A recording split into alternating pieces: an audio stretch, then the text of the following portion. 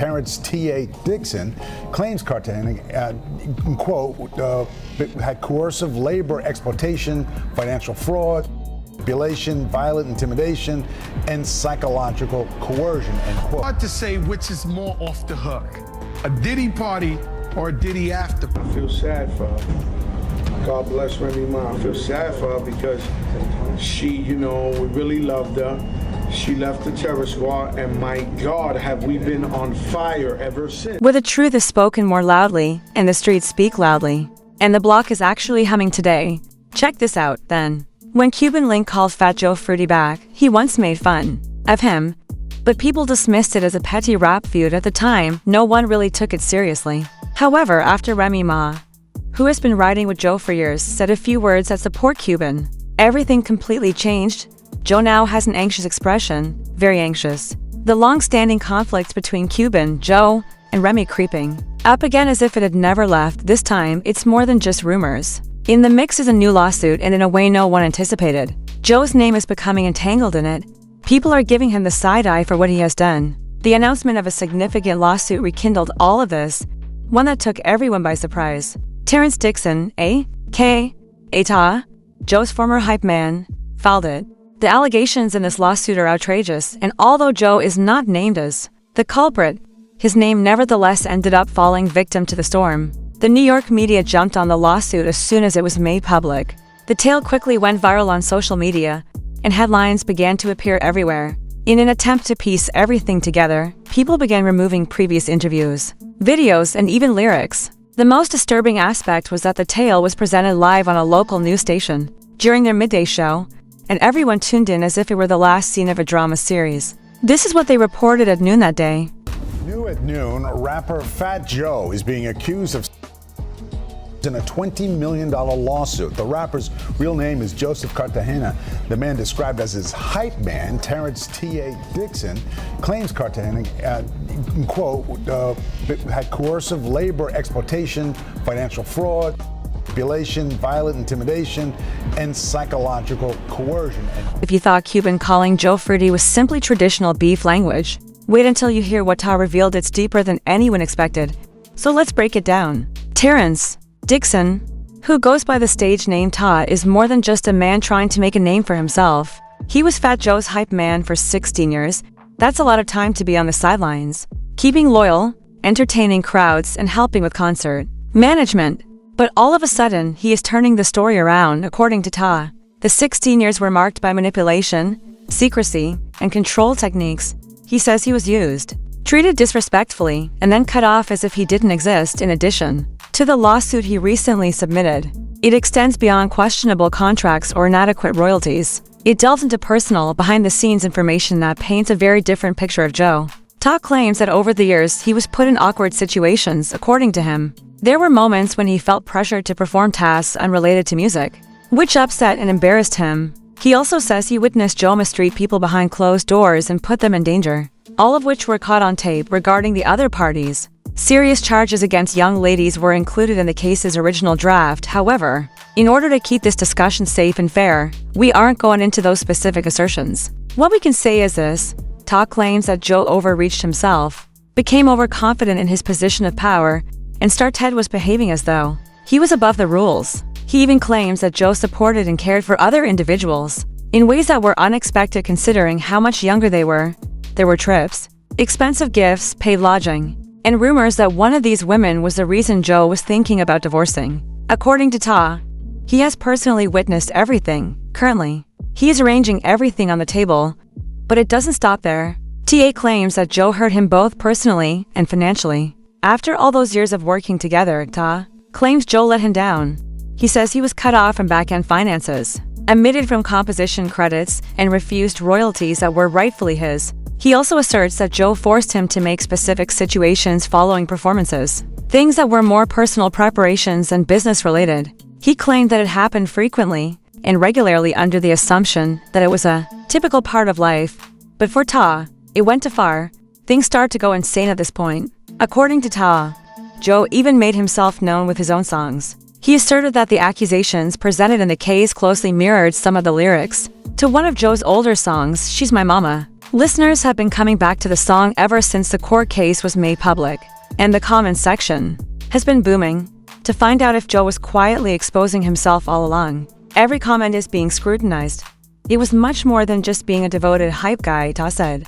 He asserts that he was compelled to carry out almost 4,000 personal favors in order to continue being a part of Joe's inner circle, also known as the enterprise. He is describing the system as a whole, as though loyalty entailed following instructions no matter how uncomfortable they made him. Joe allegedly threatened to leave Ta stranded overseas during trips if he tried to refuse or draw the line. According to court records, because of such type of control, Ta felt confined and as if there was no way out.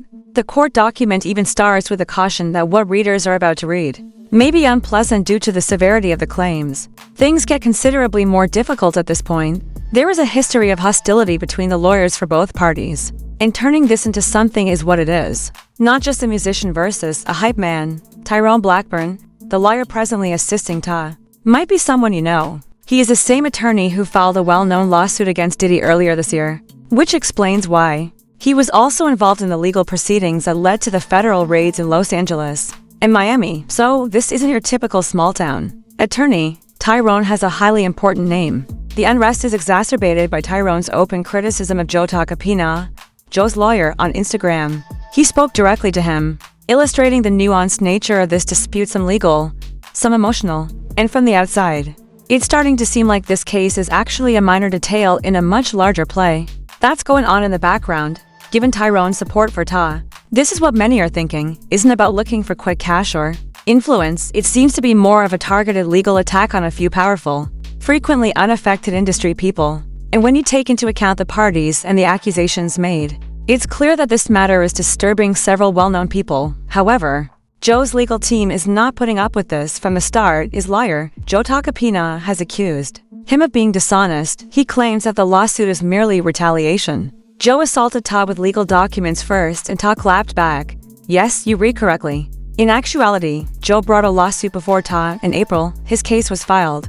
Joe claims that Ta began causing a stir on social media and leveling grave charges against him, and Joe made the decision to first take legal action to shut it down. We may therefore be witnessing the second round. According to Joe's initial lawsuit, TA was attempting to disseminate misleading information and harm his reputation. TA then utilized the same material as a basis for his own lawsuit. He claims that he was abused, defrauded of money, and forced into circumstances that he didn't want to be involved in. Furthermore, money wasn't the only factor. According to Ta, there were times when he found himself in awkward, complicated circumstances with other people, which made him feel taken advantage of. He gave the example of how things would proceed following specific shows. During a podcast appearance last year, Interview 808. Standing in the lobby, shorty got a short skirt on. Your man Joe takes his whole hand, his whole arm, and throws it up her skirt. However, that was just the start. Ta stepped right into social media warfare, taking the battle outside of the courtroom. He created an entire Instagram page with the sole purpose of disparaging Fat Joe in whatever manner he could. Nor were the appointments merely arbitrary. Ta arrived with full disdain and purpose. He posted a vintage photo of DJ Khaled, Fat Joe, and Diddy as one of his first actions, then posted a caption that made people on the internet pause and think. Fat Joe? He wrote, as well as DJ Khaled. Now, what? You're acting as though you had no idea what Diddy has been up to. Are you all afraid of the baby oil scenario now? However, don't act as though you weren't standing next to him during the heated moment, given everything that was going on with Diddy at the time. That message sparked a lot of online discussion. Ta, however, wasn't merely aiming for likes. He also began to delve into his past. He even shared a unique picture of himself, Joe, and the team from when they supposedly entangled in Angola abroad, and let's face it, retrieving that type of history wasn't for nostalgia. He was once deeply ingrained in Joe's environment, and it was intended to shake things up and remind people of that. When Joe and Remy Ma released their joint track, Out of Control, a few months ago, things became even more intimate. Ta came mercilessly for Joe's appearance. Imagine waking up next to this saggy bag every morning. Ladies, he said alongside a snapshot of the video, but you're just terrible, Lil Joey. The remarks were outrageous and the disdain was audible. Furthermore, that was not a what-I'm insult. For months, Ta continued to publish, smearing Joe's name as if it were a full-time job. Joe made the decision to retaliate legally after taking enough of the internet abuse. claiming that all of these public charges were untrue fabrications intended to harm his reputation. He sued Ta. He informed media outlets that Ta was simply resentful and that the money claims were wholly untrue. Joe's attorney intervened after being removed from the circle and branded the entire situation an attempt at extortion by someone who wants to remain relevant. The question now is, who is speaking the truth? We were able to go back in time and examine the other voices from Joe's history in order to get closer to that response. First, before this drama with Ta, Remy Ma and Cuban Link had their own falling outs with him. Remy and Joe in particular have a long history together. They went public when things took a turn for the worst. Joe and Remy were like family when they were on the Terror Squad. They were amazing on stage, united, moved as one unit, and produced songs like Lean Back. Joe even made her the center of attention while important decisions were being made. He shoved her forward after Big Pun had gone by, and for a moment it appeared that Remy would take over. When it came time for her to release her first solo record, however, things didn't go as planned. Remy blamed the entire failure on the team behind her, blaming Joe in particular, and claimed the rollout was poor and the support felt phony. She said that the push wasn't genuine and that she wasn't receiving the necessary support to succeed behind the scenes. At that point, she reversing the course, they began making public jabs. She opened up, no hesitancy, no filter. It wasn't a quiet beef. It was chaotic, noisy, and intensely genuine. And unlike industry beef, Joe didn't dismiss it, he sensed it more deeply. "I could never forgive Remy Martin," Joe stated bluntly in one interview. "She truly wounded my sentiments. This wasn't simply business," he made plain. Things had become personal for Remy. Joe claimed that she went too far in disrespecting not only him but also his family.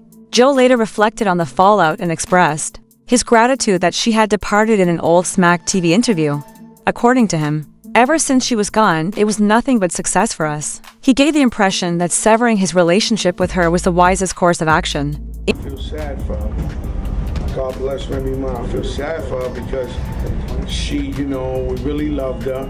She left the Terror Squad, and my God, have we been on fire ever since. After all that stress, things changed when Remy was sentenced to prison. Additionally, she and Joe didn't communicate at all during that time in prison. Nothing, no letters, no calls. The tension between them remained high, and the silence just made the consequences worse. Years passed without a single word being spoken, and for a while it appeared as though their relationship was permanently broken.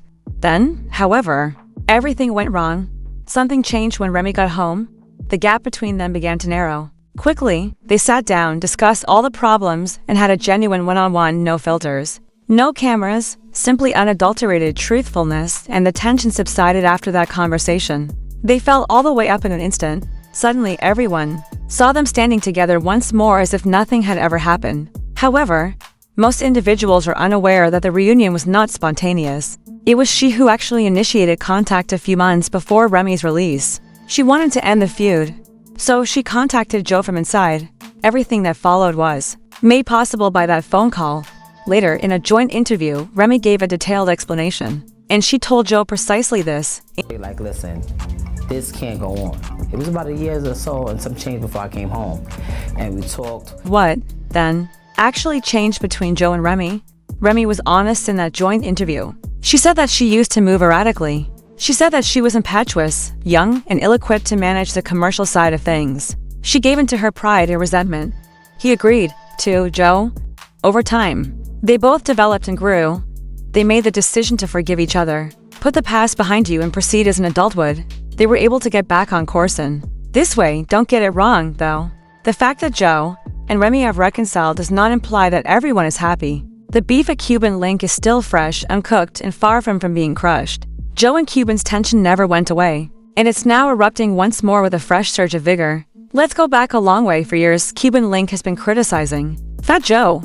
He posted some documents online back in 2021 that said Joe was out here speaking with police. Cuban claims that Joe may have contributed to the removal of some individuals off the streets by providing information on criminal activity in the Bronx in an attempt to make it stick. He even offered documents and screenshots.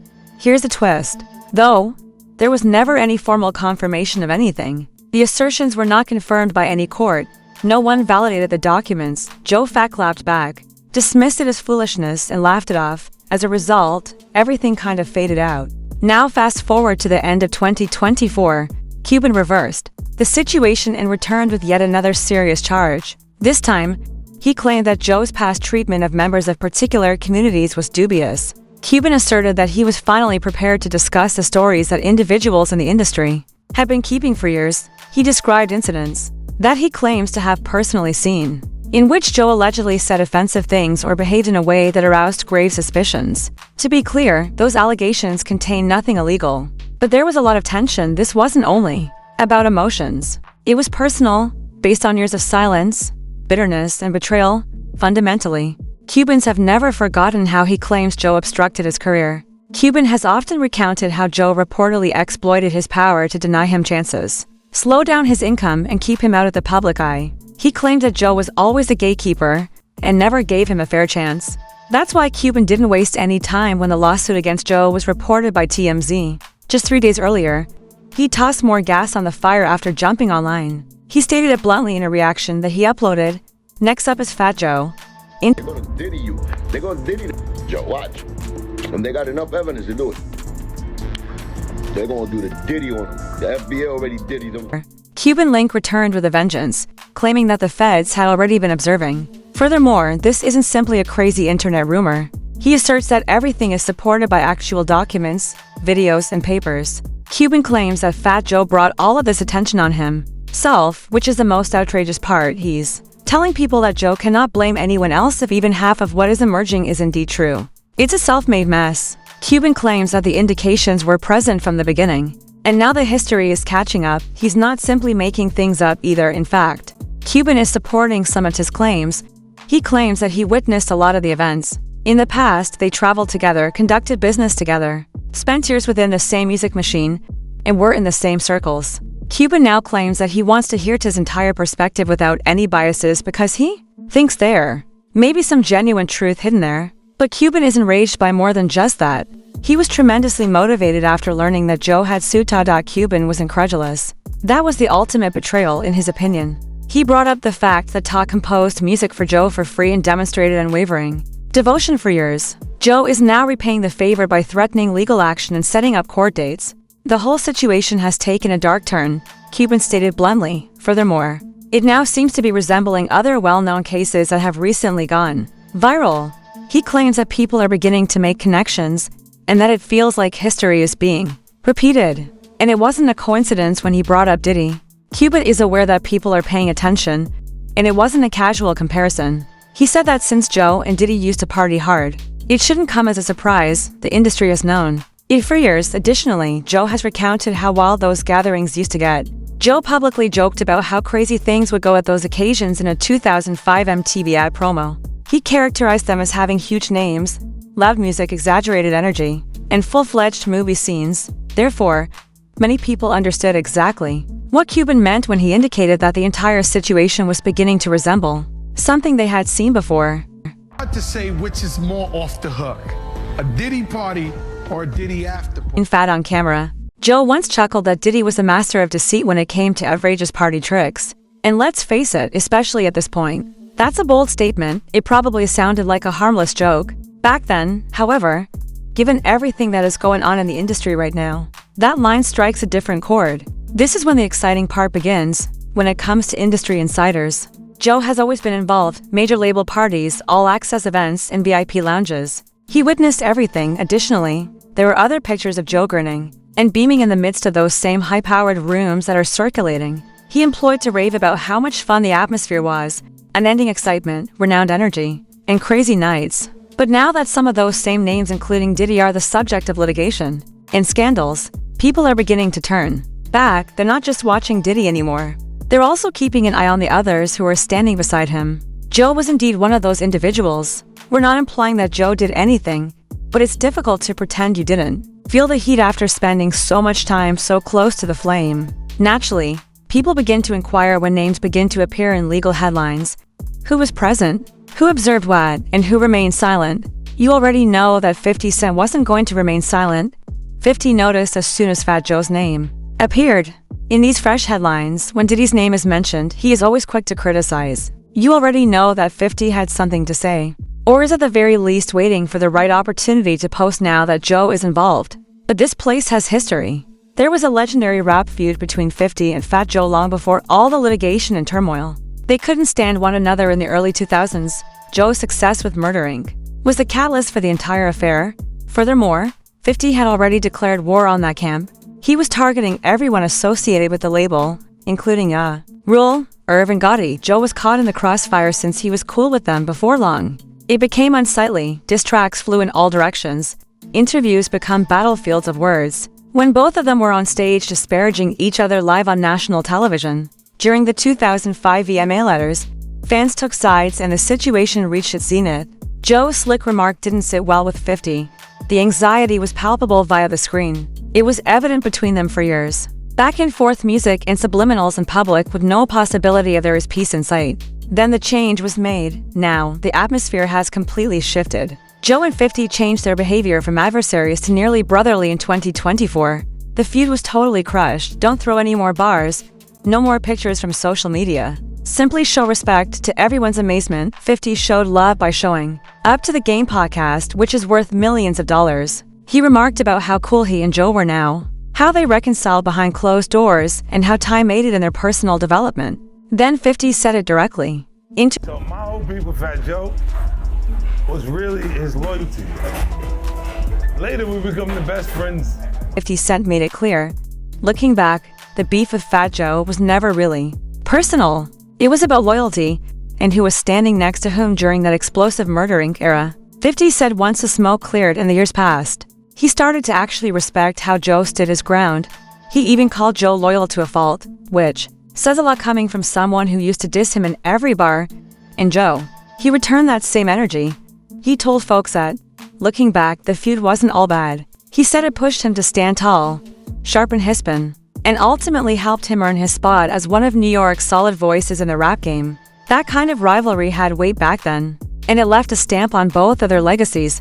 But here's where it really gets interesting. With all these wild headlines floating around, Diddy's name is in chaos, and Fat Joe is getting dragged into conversations he probably never expected. 50 has been real quiet, and let's be honest, that's not like him. Usually when drama breaks, especially involving old rivals, 50 is the first one to post a meme, throw up a caption, or clown the whole thing. But this time, radio silence until Hef flipped the script completely instead of roasting Joe. 50 surprised everyone and actually defended him. He went on Instagram and dropped a photo of him and Joe courtside at a basketball game in the caption, "Nothing but support." He wrote, "These baseless accusations and claims are not credible. I'm sorry Joe has to endure the public scrutiny and damage to his reputation. This is a stick-up."